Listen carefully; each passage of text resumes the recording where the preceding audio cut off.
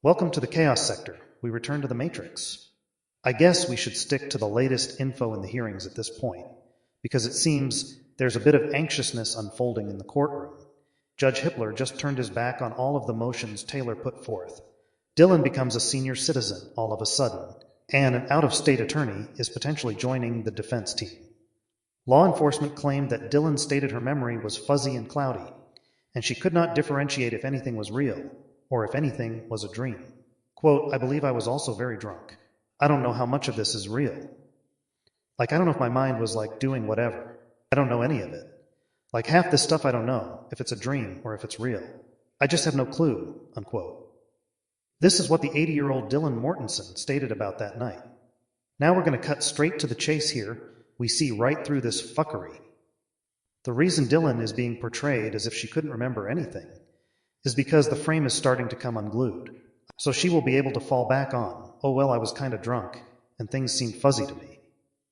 Also justifies the claim that she went to sleep, filling in that 8-hour dark spot of not calling the authorities. Yet she better stay away from that chair in the courtroom to testify, because nothing would be credible, as her accounts go from having detailed and vital information of what happened, such as what she heard, what was said, and who she observed, to, well, everything was fuzzy, and I couldn't tell if it was a dream or if it was real. It's like fucking damage control. If Dylan testifies, she'll end up hurting the prosecution. This is why they haven't really presented her as such. In fact, the prosecution would rather she stay as far away from a courtroom as possible. We went over this time and time again. Her accounts would be conflicting, and the jury would question what did she really see, and what did she really hear. And then if the other version of her accounts were presented to her in questioning, then now she goes from not interacting with her housemates to telling them to quiet down because she's trying to sleep. Yeah, all confusion. That opens up Pandora's box. What it does is magnifies the question, how did you not know your housemates were being murdered? And it all falls apart. So yeah, the prosecution is definitely keeping her away from the stand. But what about the defense? Oh yeah, the defense can call Dylan to testify, even though she would be considered a witness for the prosecution. Now, of course, she can reject it, but the problem with Dylan is her affidavit is the key, so it doesn't matter if she takes the stand. And in a way, these new details about her senior citizen memory loss could be a way of Dylan trying to sneak over to the defense side anyway. Think about it, it was fuzzy and cloudy, and I'm not sure what I saw. Translates to, I didn't see a man clad in all black with a mask covering his face. I don't know what I saw, to be honest. There could have been multiple people there that night. It was all happening so fast, I don't know, it was I was so confused. Yep, that's a possibility. You see, Dylan knows Koberger is being framed by friends, because obviously she knows who were there that night. So the pressure is building on her as well, you see.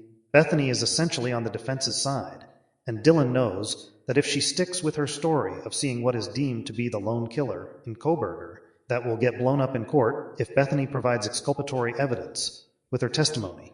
Again, this is why the FBI told her attorney to reject the testimony in the preliminary hearing. So Dylan is trying to sneak out the back door, but her guilt is going to follow her all the way to the truth. There's no escape. Unfortunately for her, she's in a very terrible situation. It's one thing to have law enforcement fabricate your accounts to protect the real killers. Dylan would merely be someone that doesn't want to tell the truth out of fear. We get why her accounts would be changed in that scenario. But it's totally different if law enforcement fabricates your accounts, but conceals your whereabouts prior to the murders, which also protects the killers in that scenario as well.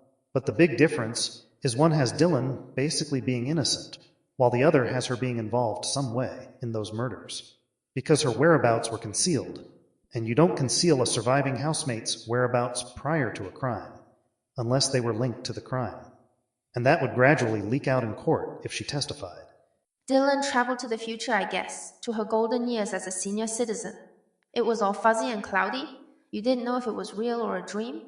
Can we suggest that you had this experience after realizing that the plan to murder those housemates actually happened? And once it settled in, observing their deceased bodies, you were in and out of reality as it felt like a dream. That's what she really is saying here. You see, someone can know something is going to happen and know what the outcome will be of it. But when they are physically observing that outcome, their brains are comprehending what's in front of them. and it may not seem real in real time. And we all know if you were as drunk as you allude to, you would have sobered up so fast your heart would pop out of your chest, hearing that violence. I'll tell you what's fuzzy and cloudy. Her whereabouts, prior to the murders, that's what. Such violence, there is no way she has memory loss. Dylan knows exactly what happened to this day, because those events are burned in her brain. But of course, she becomes a senior citizen to attempt damage control.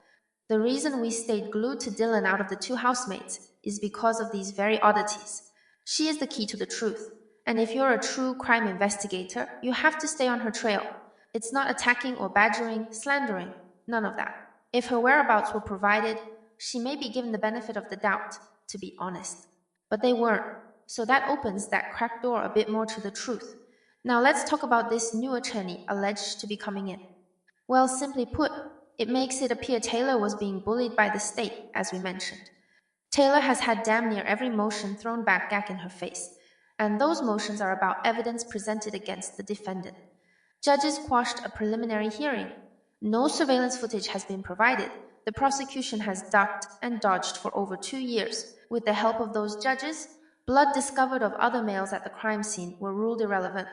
Shot down motions to suppress IGG, motions to suppress search warrants. Frank's hearing thrown back, Taylor has been overlooked and overrun, which should be considered some type of court ethics violation, right? Everything that has been shot down is the defense's core attacks against the state. Think about it, Cy, who is an expert in geolocation and cell phone data analytics, proves that Koberger was traveling in the opposite direction during the time frame the murders occurred, and it was basically ignored by the judge. And 3 male samples discovered with blood on a stair rail and another on a glove outside. Oh well, that's not important to the state. If the fucking blood was on a stair rail, then this means that male traveled up and downstairs. And since you have a set of victims on each floor, isn't it obvious this male was inside those bedrooms? John Doe's DNA was discovered on the bed next to Kaylee and Madison, or Zana and Ethan. John Doe's DNA was discovered. We need to pay him a little visit. Yes, sir. I guess not. What the fuck is this? It's showing that the state has no interest in looking the other direction. Perhaps the attorney may articulate better, but that doesn't justify the judge denying everything that Taylor attempted to accomplish. But if that new attorney focuses on a direct source of evidence, such as the surveillance footage from the neighbor's camera, then that would be different. Taylor was trying to dissect everything in a very subtle manner against a pack of wolves. So I guess the difference would be a bit more aggression, fiercely attacking the prosecution, forcing the judge to oblige.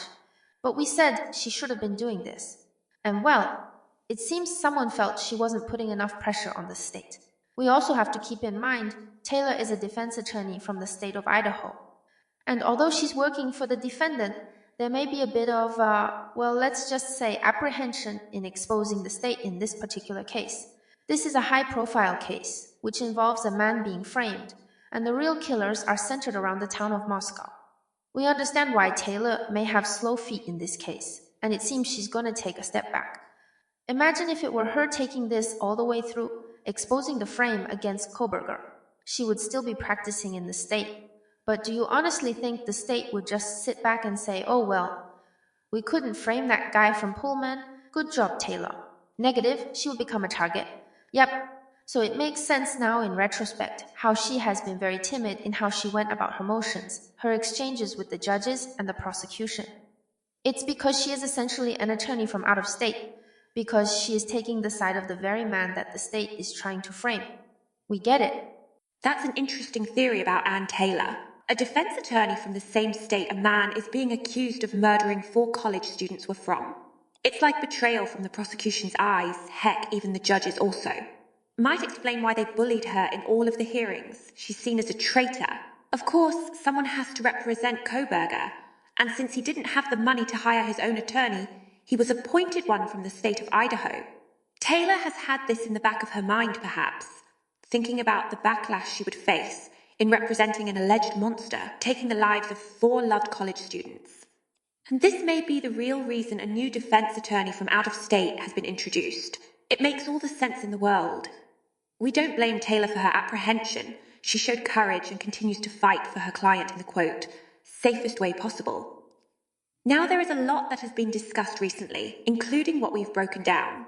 But apparently Murphy was outside barking? Or was he in Kaylee's bedroom with the door locked? Or was he in the bedroom but the door was open and he came out? How do they not know where the damn dog was that night? Could it be? They're intentionally confusing the public because the dog actually was taken out of the home soon after the murders occurred. It was speculated that Jack picked the dog up at the shelter, right? But why would Murphy be at the shelter? Drum roll, please. Why would Murphy be at the shelter when Jack stayed right down the street? So are we to believe that when authorities arrived, who allegedly took Murphy to the shelter, are we to believe that once they asked whose dog was it, nobody mentioned Jack across the street? Furthermore, wouldn't Jack be at the house anyway? Okay, follow me here. After Jack intentionally ignored the calls, he came over and got Murphy. But because Murphy was mourning, he was barking all the way out of the house, including whimpering. This is the barking outside because Jack took Murphy with him back to his home. In other words, Murphy was never at a shelter. That was to make it appear that Jack was never at that home, you see. Either in the wee hours or around the time the housemates were discovered deceased. Moscow PD is out here just creating alibis for suspects. We're done. That's enough for this episode. This is the... Hold on, let's not end yet. I want to touch on that a bit more. The reports claim that Murphy was inside Kaylee's bedroom and the door was locked, right? But this never added up to us because Kaylee wouldn't lock him away like that, especially if she's leaving Moscow. Meaning she would spend the last days with her best friend, and Murphy also, in Madison's bedroom. You know, have TikTok videos and such. That's something else to ponder. There weren't any TikTok videos from that Saturday night. Wasn't there a football game that evening? We see Kaylee going live at the grub truck or taking photos. But once they arrived back home, no TikToks of Kaylee teasing Madison about being plastered, laying on the bed sleep, or Madison's drunk blabbering, which would be quite funny to Kaylee. Nothing from the night of the murders? Those housemates were always on TikTok, yet nothing on that night? If you're leaving Moscow for good, leaving your best friend behind, and you're taking Murphy with you, wouldn't Kaylee have Murphy in Madison's bedroom just for good time's sakes? Hanging out and all. There are TikTok videos, and they're being guarded. They claim Xana was on TikTok, right? And before someone says, oh, they're not going to publicly release video footage of those housemates before their deaths. Well, law enforcement has no problem releasing video footage of individuals being shot on camera, fatal car crashes, shootouts with criminals where the suspect's vehicle is shot out. The reason nothing has been released is because there is something in those videos prior to their murders that indicate there were multiple killers. And what about the alleged Albertson surveillance footage, where they claim Koberger was spotted hours later, Sunday afternoon? That hasn't been released neither. The only footage that has been released is leaked footage. But anywho, we can suggest that Murphy was in Kaylee's bedroom, but the door wasn't locked. That's likely the case. But Murphy was locked away in her bedroom once the danger arrived. Then Murphy was taken out of the house soon after. Of course, Murphy knew Kaylee was harmed, and this would be the whimpers and barking, captured by the neighbor's security camera. Again, that camera footage is being protected. And hopefully the defense team that's coming in to assist Taylor will bring everything back to square one, because the state is trying to leap over all the cracks in their foundation, relying on the DNA as the anchor to their stance. Again, we will accept the claims that Dot made, which was from the actual neighbor who wanted to stay anonymous. If Bonnie, Clyde, Dylan, Jack D, and Jack S were at home later that morning, then Jack D was contacted, right? So he would be the one to take Murphy out of the house. You see, Murphy wouldn't know Jack is involved when he comes to get him. And despite Murphy feeling sad about Kaylee, he would bond with the other owner, which would be Jack. And Moscow PD reported that Murphy was sent to the animal shelter to make it seem as if nobody was left to care for him, since Kaylee was deceased. But what about the other housemates? I mean, Dylan and Bethany were friendly, so why didn't they offer to care for him? Or why didn't they notify Moscow PD that the other owner of the dog stayed right down the fucking street? Bullshit.